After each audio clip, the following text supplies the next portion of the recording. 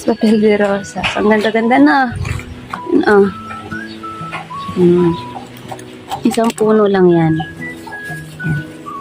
Yan, oh. Isang puno lang siya. Yan, oh. Tapos, itong isa na to.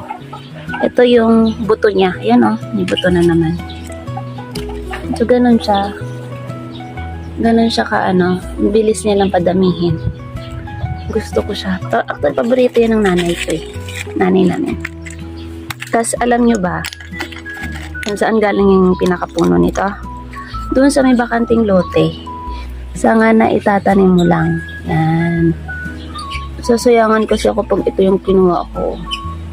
Magtatampo to, eh.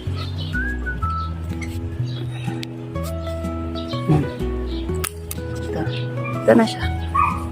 Pinotol na natin. Tanim natin dito sa kabila.